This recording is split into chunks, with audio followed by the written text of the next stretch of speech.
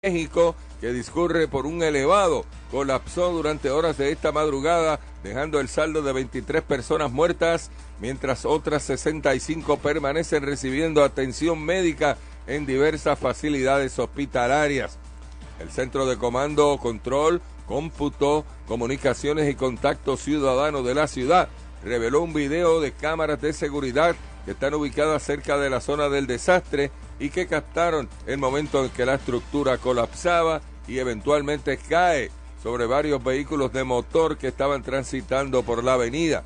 No se descarta que la cantidad de heridos y fallecidos aumente en las próximas horas una vez comience la remoción de escombros. Noti1 continúa, última hora, 8:36. Noti1 630. Primeros con la noticia.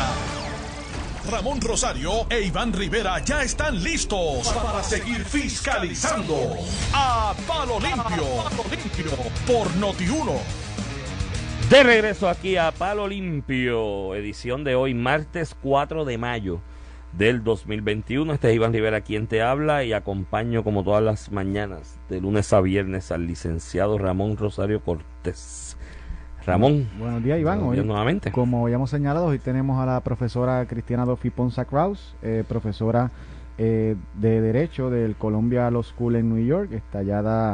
Se especializa no solamente en Derecho Constitucional, sino en Historia Legal de los Estados Unidos. Tiene bachillerato en Princeton, una maestría en Filosofía en Cambridge, un LJD en Yale School, Law School y un PhD en Princeton, papá. Esto casi no nada. Y puertorriqueña, crecida en Puerto Rico, que nos ha representado muy bien en lo que es la carrera, ¿verdad? Del derecho y profesorado, que la ha distinguido por muchísimos años. Profesora Ponza, ¿nos escucha? Sí, me escuchan a mí. Sí, la escuchamos perfectamente. Un placer tenerla por estos lares. Pues un placer estar con ustedes. Buenos días. Buenos días. Profesora, durante el fin de semana vimos una columna, ¿verdad? Publicada en el Nuevo Día, específicamente el sábado, que es un poco, ¿verdad? Analizando lo que ya se había expuesto ante el Congreso de los Estados Unidos, específicamente en la Cámara de Representantes, en relación a los proyectos de estatus que se discuten, que son 2 proyectos, y queríamos hablar un poquito de eso durante el día de hoy, si es tan amable de dedicarnos tiempo y educarnos un poco. Pues claro que sí. El hecho principal, profesora, entre los 2 proyectos, y ¿verdad? Cuando lo miramos desde un marco constitucional, que es el que usted se especializa en Constitución de los Estados Unidos, ¿qué problema principal es el que trae el proyecto que radicó Nidia Velázquez y Alexandro Ocasio en relación al problema de estatus de Puerto Rico? Si lo que queremos, ¿verdad?, es la solución del tema territorial y colonial que nos ha agobiado por ya varias décadas. Bueno, pues ese proyecto, la verdad es que trae unos cuantos problemas que incluyen problemas constitucionales, y hay 2 problemas constitucionales. El primero es que no excluye de una manera clara el estatus territorial.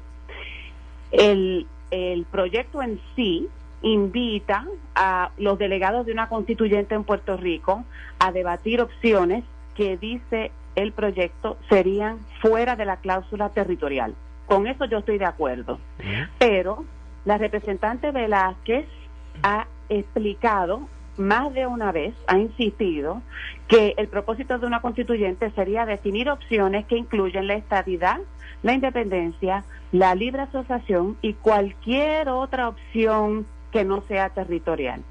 Y el problema con esa aplicación es que no hay ninguna otra opción que no sea territorial. La implicación de esa aplicación es que el ELA puede ser no territorial, y eso en Puerto Rico lo hemos debatido muchísimo por décadas. Entonces lo importante es hacer bien claro que esa opción del ELA siempre ha sido territorial y siempre lo será, y no puede descolonizar a Puerto Rico. Ese es el primer problema que tiene ese proyecto. Y el hecho de que sea territorial, en términos prácticos, que es la limitación que provoca en relación al gobierno que democráticamente nosotros ¿verdad?, elijamos en una elección. Bueno, el problema con un estatus territorial es que bajo la cláusula territorial de la Constitución americana, el Congreso tiene el poder unilateral de definir el autogobierno de Puerto Rico. O sea, el Congreso le da permiso a Puerto Rico a gobernarse, pero también se lo puede quitar. Como por ejemplo, se lo hizo con esa junta que tiene muchísimo poder sobre el gobierno puertorriqueño. No importa lo que uno piense sobre la Junta en términos de política, que si esto es buena idea o mala idea. La realidad es que la Junta tiene poderes sobre el gobierno de Puerto Rico que no podría tener ni sobre un Estado ni sobre un país independiente. Eso quiere decir que Puerto Rico sigue siendo colonia. Entonces, lo importante para nosotros no es solamente la autodeterminación, sino la descolonización. Y como somos territorio ahora, la única manera de descolonizar es dejar de ser territorio. Eso es lo importante. Sí, no, en ese aspecto, buenos días, el profesor, el licenciado Iván Rivera. Obviamente mi preparación formal académica no es derecho constitucional, es derecho internacional, ¿no? A nivel graduado. Y yo creo que el planteamiento que están realizando alguna gente, que comenzó aquí en Puerto Rico, quizás alrededor del 2012, sobre cualquier otra alternativa, creo que la están tratando de enganchar con una resolución de las Naciones Unidas, la 2625 del 1970, que era sobre los progresos de las relaciones de cooperación y amistad internacionales, que habla de las tres alternativas que el derecho internacional reputa como descolonizadoras, ¿no?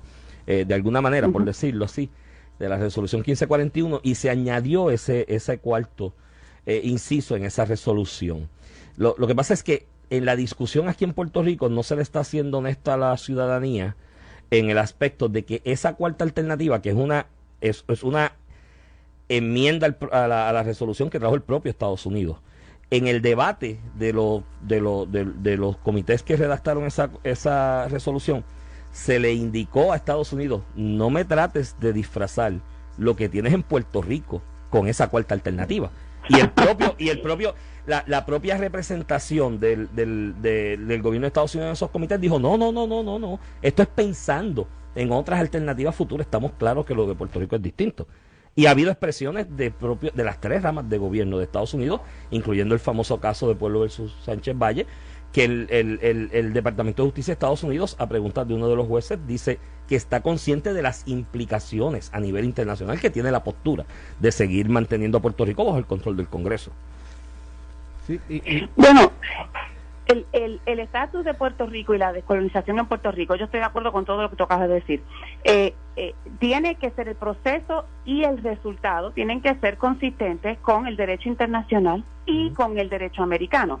Entonces, que existan cuartas o quintas opciones a través del mundo, pues yo no lo niego. Lo que pasa es que aquí estamos en el sistema americano. Exacto. Entonces, bajo el sistema americano, que sigue siendo relevante, Puerto Rico no puede descolonizar de una manera que no sea consistente con el sistema americano, y bajo el sistema americano el Congreso no tiene el poder de descolonizar a Puerto Rico más que con la estadidad o la independencia, y entonces la independencia puede venir con o sin la libre asociación.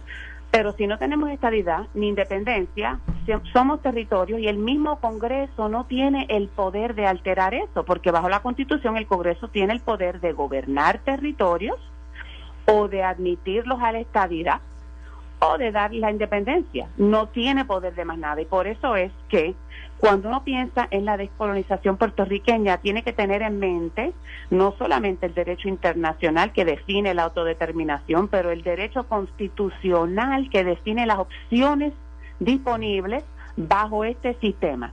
Si Puerto Rico quiere salir de este sistema, pues la independencia, fantástico, y si quiere inventarse una cuarta o una quinta opción con algún otro país, pues ok. Pero si queremos ser parte de este sistema, pues hay que bregar dentro de las reglas de este sistema. Profesor, y para ponerlo un poquito más claro, y pregunte la pregunta tan obvia, ¿verdad? Pero aunque usted no lo crea, todavía hay personas que no tienen esta contestación clara o que tratan de vender algo que no es correcto. Bajo el Estado Libre Asociado, o vamos a hacerlo más amplio aún, si una relación de Puerto Rico con los Estados Unidos bajo la cláusula territorial, ¿habrá alguna forma en derecho, ya sea con el aval del Congreso o no, ¿verdad? O no, una forma en derecho de nosotros limitar el poder del Congreso en el futuro a quitarnos esos derechos, esa autonomía que nos otorguen algún tipo de pacto o relación bajo la cláusula territorial? No hay ninguna forma, excepto convirtiéndonos en Estado, así sí, pero si no nos convertimos en Estado y seguimos con una relación con los Estados Unidos, sería territorial. La única otra alternativa es la independencia, con o sin libre asociación. Pero si no hay independencia y no hay estadidad, lo que hay es territorio y no se le puede limitar el poder al Congreso bajo esa cláusula. El Congreso, con el ELA, nos cedió la autoridad de gobernarnos a nosotros mismos. Se puede hacer de una manera temporera, se puede hacer de una manera que el Congreso pues hoy día nos quiere dar ese poder, pero mañana nos lo puede quitar. Y eso fue lo que pasó con la Junta. Eso es lo que a mí me sorprende tantísimo, que esa lección no se haya aprendido de una manera clara. En Puerto Rico se dijo desde los años 50 que teníamos el disque compacto y que el Congreso había cedido poderes que no podía reasumir. Y entonces con la Junta lo reasumió, con la Junta dijo, bueno, no, ahora estamos a cargo nosotros y la Junta es la que decide qué se puede hacer y qué no se puede hacer. Esa es la evidencia más clara que hemos tenido, que seguimos siendo territorio y que si no nos convertimos ni en Estado ni en país independiente, seguiremos siendo territorio. Y mucha gente luego de la legislación promesa, ¿verdad?, empezó a hablar de que pues que el Congreso hizo eso, pero había que retarlo en los tribunales. Pues la realidad es que la actuación del Congreso, ya tanto en el caso de Sánchez Valle, indirectamente, como en el caso de Aurelius en el 2020, valida la acción del Congreso de revocar esa concesión de poderes que nos dio bajo la cláusula territorial. O sea que nosotros, doctora, profesora, le hemos dicho aquí un montón de veces esta conclusión. Nosotros estudiamos en la Universidad de Puerto Rico, hemos traído un profesor de Cambridge, Yale y Princeton, a ver si abrimos los ojos un poquito más, pero pues creo que ya el argumento a los que no ha llegado, no llega por cuestiones jurídicas o de estudio, creo que llega por una cuestión política ya interna que vimos todos los días los puertorriqueños acá, entre rojos, verdes, azules y amarillos. Y en ese sentido, que quiero pasar un poquito, profesor, a la cuestión política en el Congreso. En la medida que también se empuja el tema del estatus para Puerto Rico, hay una pelea paralela para hacer estado a la capital federal, D.C. Durante el fin de semana, Joe Manchin, el congresista demócrata, el senador demócrata de West Virginia, dijo que él entendía que hacía hacía falta una enmienda constitucional para hacer D.C. Estado, lo que bloquea totalmente la posibilidad de eliminar cualquier filibusterismo y aprobar en el Senado la estadidad de D.C. Y en la medida que hay un demócrata y en el Senado están empate 50-50, ¿verdad?, cambia la votación la vicepresidenta Kamala Harris. Pero si un demócrata se le bajó del barco, ya creo que es imposible mover el tema del estatus de D.C. a nivel de legislación ordinaria, ¿verdad?, no enmienda constitucional.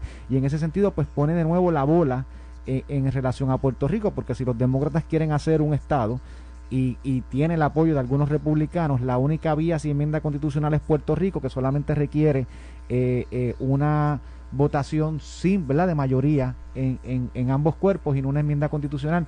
Y tal vez si podemos entrar a discutir, ¿verdad?, lo que es el requisito de enmienda constitucional en relación a D.C. versus el trámite normal que haría falta para admitir a Puerto Rico como estado, profesora. Sí, pues yo no estoy de acuerdo con Manchin que hace falta una enmienda constitucional para admitir a D.C. como Estado. La Constitución requiere que exista un distrito federal, pero como es posible que ustedes conozcan, pues en el caso de D.C. lo que se ha propuesto es que se reduzca el tamaño del distrito federal, no se elimina, solo se reduce el tamaño y entonces lo que queda se admite como Estado. Y Manchin tiene sus razones políticas por no querer apoyar eso, pero de que hace falta una enmienda constitucional para cambiar el tamaño del distrito tampoco hace falta. Lo único que habría que hacer constitucionalmente es asegurar que el Distrito Federal no tenga la representación en el Electoral College que escoge al presidente análoga a la de los estados, porque entonces sería un estado chiquitito, sería como un estado diminuto. Así que para admitir ni a D.C. hace falta enmienda constitucional. Lo que ha dicho Manchin lo ha dicho por política, en mi opinión. Sin duda alguna, no hace falta enmienda para admitir un estado y, por supuesto, pues en el caso de Puerto Rico no hay el problema de que sea distrito federal tampoco. Es un territorio como todos los otros territorios que se han admitido a la estadidad y solo haría falta legislación ordinaria. Ahora, hace falta la mayoría, no la supermayoría, sino una mayoría sencilla, simple. Así que hace falta, si hay algún demócrata que no apoya, pues entonces algún republicano tiene que apoyar, y la realidad es que hay republicanos que lo apoyan. Lo que no sé es si al fin y al cabo esa mayoría va a poder resistir la oposición que viene de Nidia Velázquez y de los que apoyan el ELA y los que no aparentemente han aprendido la lección de la Junta, que seguimos siendo territorio. Ese es el problema más grande que tenemos.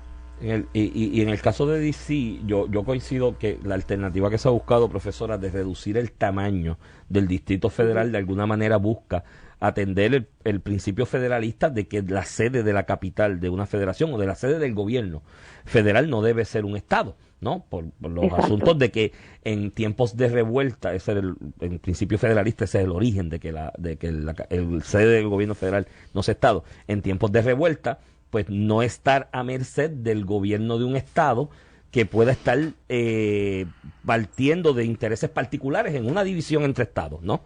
Como pasó en la Guerra Civil. Ahora, lo que pasa es que la experiencia del 6 de enero en Washington, D.C., con lo que pasó y demás, y si se activaba la Guardia Nacional desde Virginia o qué era lo que se hacía, quizás en la práctica esa estrategia de reducir el espacio de la sede federal, pues en la práctica puede traer problemas en el futuro. Digo, no se me ocurre un ejemplo ahora, pienso en el 6 de enero, que es lo más cercano, pero podría traer problemas en un futuro. Y yo coincido con la interpretación de la profesora. La sección 8 de la Constitución lo único que dice es que tiene que haber un distrito federal. Sí, porque ese es el principio federalista. En este caso, Virginia y Maryland cedieron terreno para crear lo que conocemos el distrito. Si ¿verdad? Si hacemos la reducción para limitarlo a lo que es lo que conocemos como el district en D.C., pues tendrías espacio para hacer un nuevo estado, ¿verdad? Partiendo de la premisa que en sus orígenes históricos esto no es un nuevo estado, estos son partes de Virginia y Maryland, y yo entiendo en parte también la oposición de algunos sectores, pero en la práctica, si hiciera falta enmienda constitucional, necesitaría 2/3 partes de la votación de los congresos y 3/4 partes en ratificación en los estados, ya sea por convención de delegados o ya sea por las asambleas legislativas, y en ese sentido pues un panorama, en la medida que ya, aunque yo coincido con la profesora, que hay un voto por lo menos demócrata, que no piensa igual, pues en la práctica, aunque en derecho no tenga razón, en la práctica la bloqueó. Y en ese sentido, pues creo que el tema gira hacia Puerto Rico, que no hay dudas de que es la misión de un territorio, porque no es un distrito como cualquier otro, y que lo que haría es una mayoría sencilla. Es la misión de territorio y similar a Hawái, ¿no? Y ya hay opiniones. Profesora, y la columna de usted el Nuevo Día el sábado, que invita a todo el mundo que la busque y la lea, porque es una, además de histórica y constitucional, es un análisis práctico de lo que está ocurriendo en el Congreso, y me llamó mucho la atención, y el primero que escuché yo diciendo esto fue a Iván, acá hace mucho tiempo, de cómo esto es una estrategia, el proyecto de Nidia Velázquez y Alexandra Lúgaro, para paralizar la discusión del tema, con el efecto de que no pase hacia adelante ningunos temas al dividir lo que es el apoyo mayoritario demócrata en relación al estatus de Puerto Rico. Por eso yo empecé diciendo que tiene muchísimos problemas y no solamente son constitucionales, los hay constitucionales, pero el problema, en mi opinión, uno de los problemas más grandes con ese proyecto es que lo que busca hacer obviamente es paralizar la discusión de la estadidad. En noviembre hubo un voto de mayoría para la estadidad. El proyecto de Darren Soto y Jennifer González Colón nos ofrecería la estadidad. Y los que se oponen a la estadidad no quieren ver eso, porque con una oferta de estadidad pues hay una posibilidad bastante grande de que los puertorriqueños digan, bueno, por fin nos lo ofrecieron, ahora vamos a votar que sí, y esa mayoría crezca y sea aún más grande. Entonces, lo que a mí me da tantísima pena es que la representante Velázquez esté dispuesta a ver a los puertorriqueños seguir debatiendo un tema que han debatido ya 70 años, y que lo haga para paralizar un momentum que hay hacia la estadidad en este momento. Y lo otro que quiero decir es que yo personalmente favorezco la estadidad, pero en mi opinión el Congreso le debe ofrecer la estadidad a Puerto Rico sencillamente porque Puerto Rico ha sido territorio americano por casi un siglo y 25 años más, y los puertorriqueños son ciudadanos americanos, y la estadidad lo que representa es el voto y la igualdad. Pues entonces el Congreso debía ofrecerlo, no imponerlo, ofrecerlo. Y que alguien quiera impedir que el Congreso haga esa oferta, me parece que lo que están haciendo es tratando de paralizar la igualdad y el voto. Hay que responder a ese referéndum de noviembre con una oferta de la estadidad y darle la oportunidad a los puertorriqueños de que la escojan. Y si no la quieren, pues la pueden rechazar, pero vamos a darles la oportunidad. Profesora, le agradecemos mucho su intervención. De verdad que creo que esto es para dialogarlo semanas y semanas.